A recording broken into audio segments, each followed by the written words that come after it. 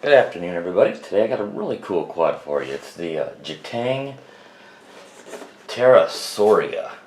It also goes by the name of the T905F is the model number for it. It's a 5.8 gigahertz FPV Flyer, and this is another cool quad from Gteng. I'm really liking this company from the stuff that I've seen so far.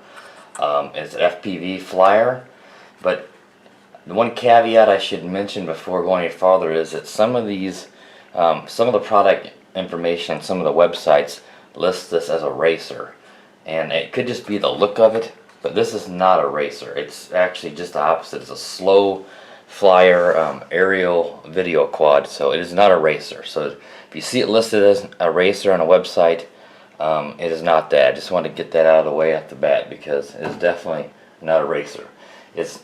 In fact, I'd like it to actually be a little bit faster, to be honest with you, but it's meant for aerial video and FPV flying, so that's what it's designed for.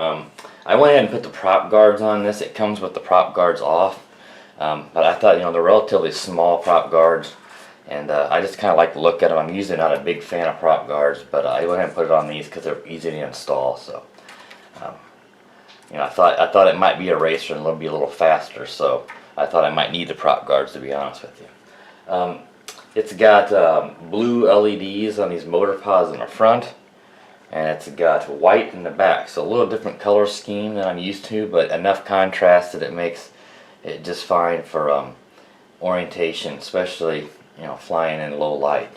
The camera is mounted in the front, kind of on the nose, and I think just the whole look of this quad is kind of why it goes by that kind of unique name of a Pterosauria. I guess I was looking for like a pterodactyl, or kind of has this prehistoric look to it. So I think that's kind of why they went for that name. But anyway, the camera is mounted here in the front, and it is adjustable. If we can get it closer, you can put it all the way straight up.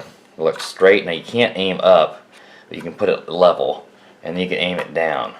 It looks like it's about 45 degrees of camera adjustment. So I like to have it all the way up, because when you are flying forward and you're FPV flying, you're going to be looking towards the ground. So the highest you can get it up, the less you're going to be looking at the ground, especially if you fly with just a little bit of pitch. So but it is good that it is adjustable, because some of these quads come with them down and they're fixed, and then you're looking at the ground the whole time, which makes FPV flying next to impossible. So the fact that you can adjust it up is a nice feature.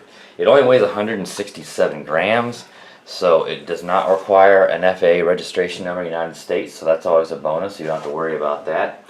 I'm getting about 6 minutes and 6 minutes and 15-second flights out of it, so a little over 6 minutes. It has about a 15-second LVC, or a low voltage alarm, so it's not very long, but it does auto land itself, so it won't just fall.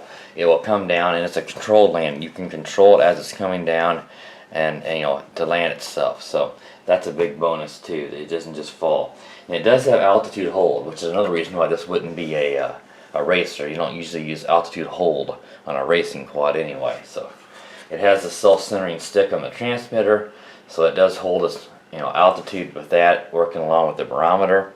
And like I said, it's just a good aerial video quad. Even on the box, it mentions here all the features, which Gteng is pretty good with their quads mentioning all the features, but somewhere on the box here it mentions it's 720p right here, 720p at 30 frames per second, high definition. So it's a 720p cam, but I thought it was kind of cool they list the frames per second, because so often you don't get that information.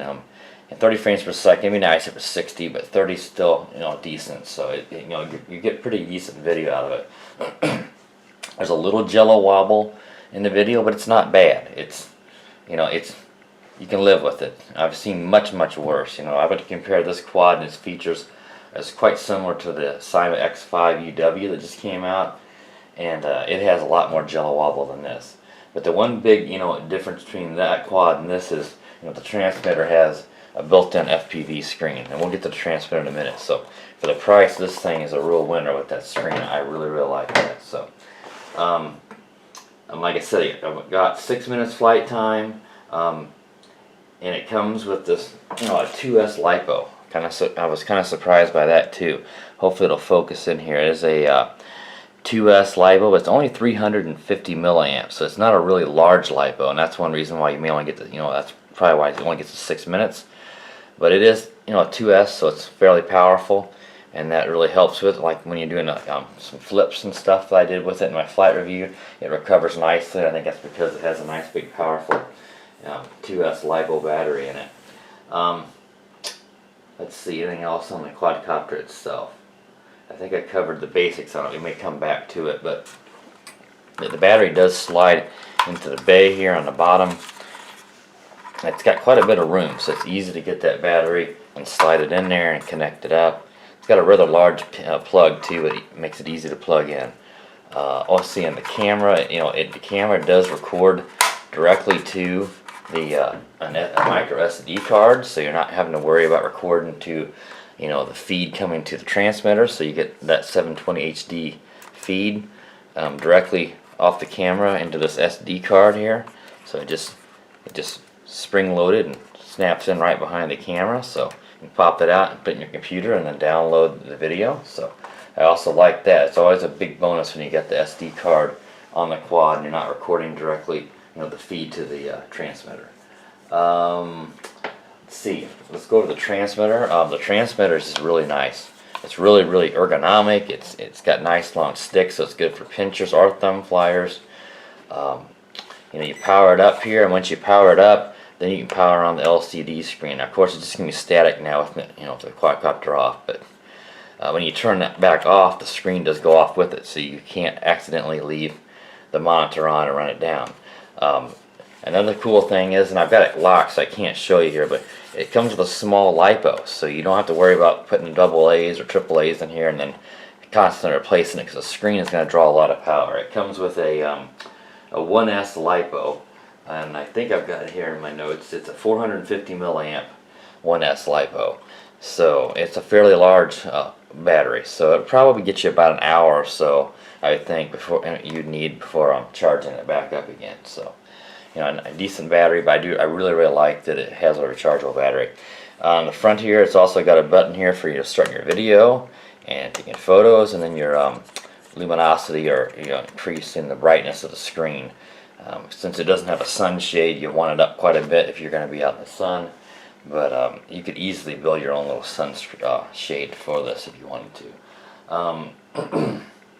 Let's see, the controls for the quadcopter. All the trim functions work on it. On the back is where you've got some of the other buttons that you use, which are easily accessible as you're holding it. You've got on the rear left here, when you hold it in your hand here, it's a little hard to show it on the camera, but you've got your bottom button here and your top, and this is your auto takeoff and auto landing. And then on the right side, bottom button is your headless mode, and the top is a 1-key return if you use that. You do have to unlock the props before you can use auto takeoff. You know, some of the quads you just press the button and it spins up the props and it takes off, but this one you have to unlock. But it's really quick to unlock and really easy. You just push the propellers to the in, down and in, or down and out. Either way will unlock or lock the propellers. So real simple. Do that, start them up, hit your button, and you can take off, or you can just manually take off if you want to also. Let's see. It has 3 rates, and the rates you change by pressing in on the left stick, and then it will beep. So you can go to low, medium, and high rates. I like to fly it in high because it's not real sporty. And the lowest rate is definitely just going to be for a beginner. So it's kind of lethargic. It's really slow yaw, but the yaw does increase with the rates. So it does get, you know, at a decent speed, but I wouldn't necessarily call it sporty on the highest rate. But you know, it's made for filming, so that's not a big deal. The right stick, you'll press that in, and it beeps and beep, and then this lets you do your 3D flips. So you press that in, and then you press the stick the way you want it to flip, and it does flip right, left, and forward, back. So, you know, you'll see that in my flight reviews. So you can do forward flips, and because sometimes on the camera quads they don't always do like a forward flip, just right and left. To calibrate the gyros, you if you want to calibrate the gyros on the quad, you pull the sticks down and to the left until the lights stop flashing. So that's how you calibrate the gyros. So I think we've covered all the transmitter there. The accessories that come with it here, it's got USB, it's got 2 USB chargers. So it's got a charger for the larger battery here, because it has a larger connector on it. And then it's got another USB charger for the smaller 1S lipo for the controller. And the charge time on the battery is between 70 and 85 minutes. And the charge time on the transmitter battery is around 1 hour. So about the same if you charge them both up. So not too bad on charging time. It also has a full set of props, so if you need to replace a propeller. And it comes with a mini Phillips screwdriver. And it comes with some more, I don't know if you can see it in the package here or not, some more of the little spinners, they call them, that go on top here. Whenever the quad comes in the package, they're not on, you just press these on. They're kind of help secure the props, and I think it looks good. It's probably more aesthetics than anything, since you can do this. The props are tightened on, but it comes with extra ones in case you would lose that, it would fly off. So I think, I'm hoping that I covered everything here, because there was quite a bit on this quadcopter to cover. So, you know, like I said, I like the 5.8 gigahertz FPV because you're not going to get the interference with the 2.4 gigahertz controller, so it gives you good FPV distance and good range on the transmitter. I've not pushed it really far, but the video feed has stayed really nice. And like I said, I'm really impressed with the screen and the clarity of the video. I've just gotten small little breakups, but I've never lost feed. Like I said, I haven't pushed it real far, but with it being more of a toy grade quadcopter, you're not expected to have really extreme range. So I'm not exactly sure what the exact range of it is, but I've had it out maybe 50 meters or so, and it was perfectly fine there. So it's a really cool quad. I really highly recommend it. You know, Gteng's making some really great stuff. So overall, just love it, and there's not too many negatives, you know, with this quad, except that it's just not really quick. It's not a sporty flyer. So I think that covers everything. So let's go ahead and move along to the flight review. Alright, back now with the flight review of the Gteng T905F. F for FPV. Cool little FPV flyer. It's not a racer, like I mentioned before. It's a slow flyer meant for FPV flying and aerial video. I've got the camera aimed all the way up on this so that I'm not looking at the ground as much. If you fly it slowly, then it does pretty good for FPV flying. So it's 5.8 gigahertz, so it's got good range, no interference with the Wi-Fi, like the Wi-Fi's do with the controller. So pretty cool. So let's go ahead and turn it on. The lights are flashing. Turn on the controller. Go ahead and bind it. Turn on the LCD screen here.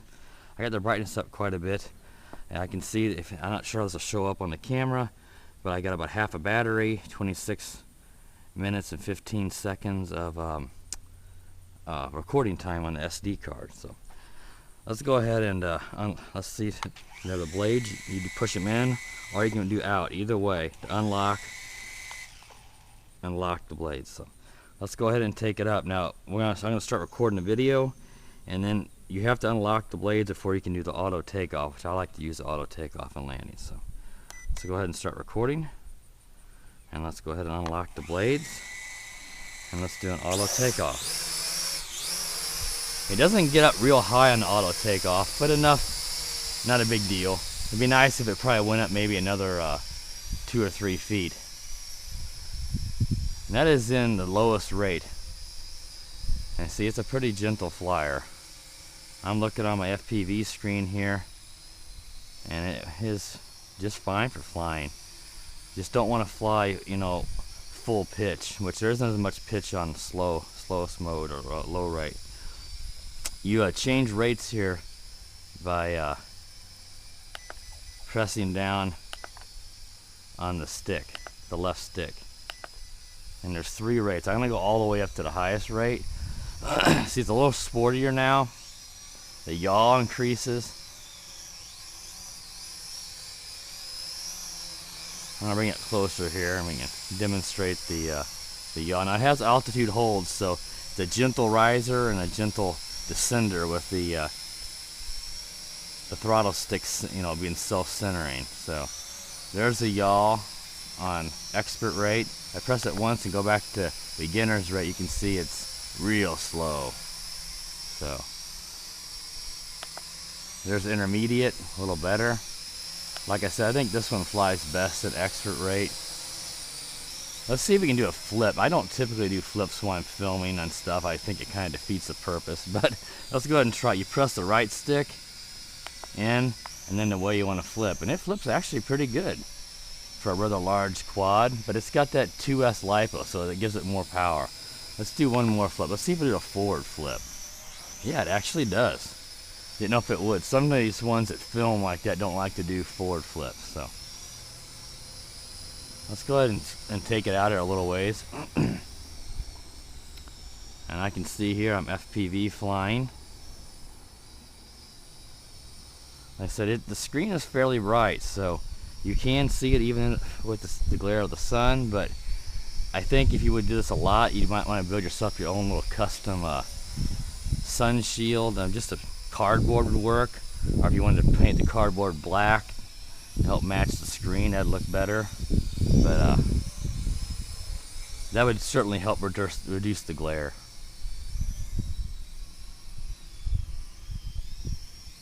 It seems to have pretty good range. I haven't pressed it too far on range, but the FPV signal is very clear on 5.8 gigahertz. You know, the controller's got a built-in rechargeable battery, so you don't have to worry about draining a bunch of double or AAA batteries constantly, because the LCD screen obviously is going to use quite a bit of power. It's just a little 1S lipo. I think it was 450 milliamp, and that charges up in about an hour. So like I said, it's not a sport flyer. It moves along pretty good. It's not slow, but it's not a racer like some of the descriptions describe it. I think it's just because it kind of looks like a racer. But see, now as I'm flying full pitch, that's when I'm starting to get, you know, I'm looking down at my pool cover here and stuff, and that makes FPV flying a little harder. But if you just give it a little pitch, then I can certainly fly this by FPV. So this is best to be flown on a fairly calm day like today, where you don't need as much pitch, and then you can see where you're going without having to look at the ground. So, you know, just a cool quad. You know, the name I think they give it is like the Pterosauria, I believe. It kind of has I think kind of a little bit of a dinosaur or pterodactyl or prehistoric look, I guess, and that's what they were going for with the name. But I'll just call it the T905F. In the T9 series that Gteng uses. Just a really good company. I'm really impressed with what I've seen from Gteng so far. So, well, I think that kind of demonstrates all we need to see in terms of its flight characteristics. I've been getting about 6 minutes flight time, so it's not a real long flyer, but not terrible either. When it does hit the low voltage, it will descend, but you do have control to help bring that down where you want it to. So it won't just fall from the sky, so that's good. Let's see if we can bring it down here and land it here on the concrete here. I'll go ahead and stop recording the video. Got a little bit of a breeze now. See, I'm helping to guide where I want it to land. I really like that. And there it found it to the ground, and it kills the motors, so you don't have to kill the motors yourself if you use the auto landing. So just a really cool quad. I think it's about 90 bucks, and you're getting everything you want. FPV, it records directly to the SD card. It's got altitude hold, which is good for video. So just don't expect a racer like some of them say, but if you're expecting a good little aerial video quad with 720p and 30 frames per second, it's a fairly smooth video. I highly recommend this. I really like it a lot. Another winner from Gteng. So stay tuned for more reviews, and please subscribe.